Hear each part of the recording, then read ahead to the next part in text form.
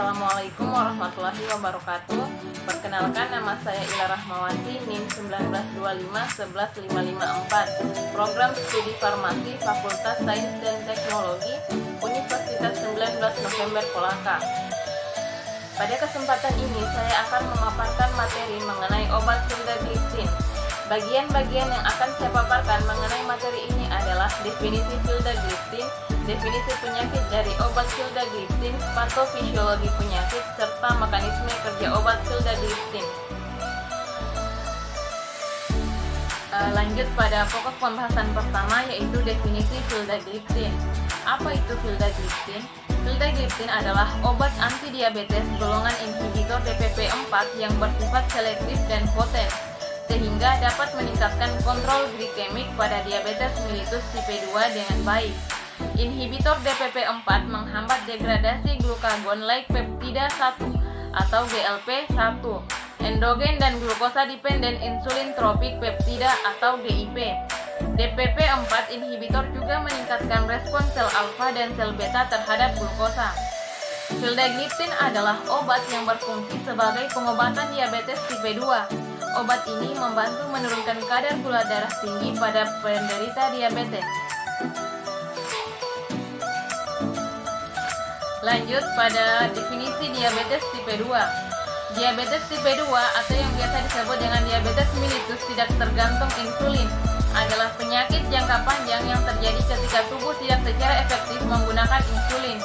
Pengidap diabetes tipe 2 memiliki kadar glukosa darah di atas normal akibat tubuh tidak efektif menggunakan insulin atau kekurangan insulin yang relatif dibandingkan kadar glukosa darah.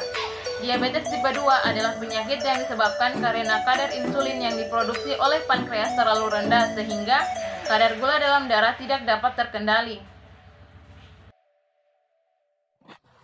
Selanjutnya, patofisiologi diabetes tipe 2.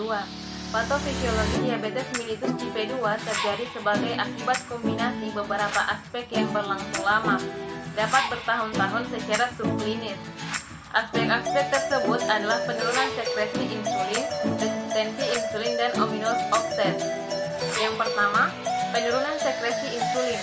Penurunan sekresi insulin terjadi akibat disfungsi sel-sel beta pankreas. Suatu penelitian menemukan bahwa gangguan fungsi sel pankreas ini terjadi secara dini bahkan sebelum adanya resistensi insulin. Selanjutnya, resistensi insulin. Resistensi insulin akan terjadi bila alur penyimpanan nutrisi yang bertugas memaksimalkan efisiensi penggunaan energi terpapar terus-menerus dengan surplus energi. Surplus energi ini akan menurunkan sensitivitas insulin. Paparan surplus energi dalam jangka panjang akan menyebabkan sensitivitas insulin semakin menurun, sehingga terjadi resistensi insulin, terutama pada jaringan otot, hepar, dan lemak. Resistensi insulin akan menyebabkan penurunan asupan glukosa perifer, diiringi dengan peningkatan endogen produksi glukosa oleh hepar melalui proses gluconeogenesis. Selain itu, jaringan tubuh yang tidak mendapat energi juga akan memecah lipid dalam jaringan sel lemak, sehingga terjadi katabolisme lemak tubuh atau lipolisis. Selanjutnya, ominous offset. Resistensi insulin dan penurunan sekresi insulin akan menyebabkan terjadinya ominous offset yang menyebabkan terjadinya hiperglikemia.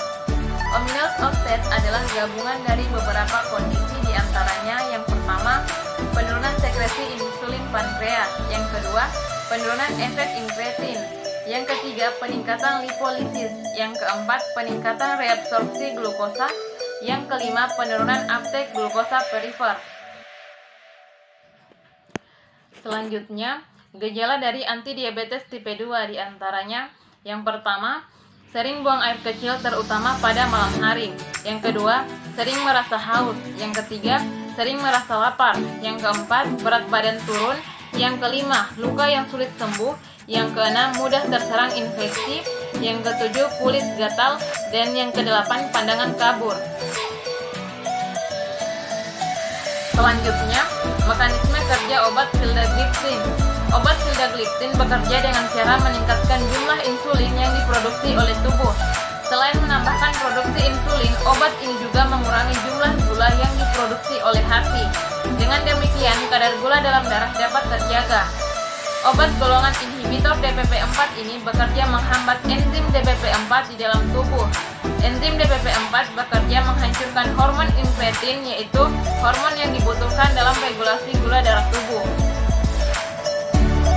Demikianlah satu pemaparan materi dari saya, semoga dapat bermanfaat bagi kita semua. Akhir kata, wassalamualaikum warahmatullahi wabarakatuh.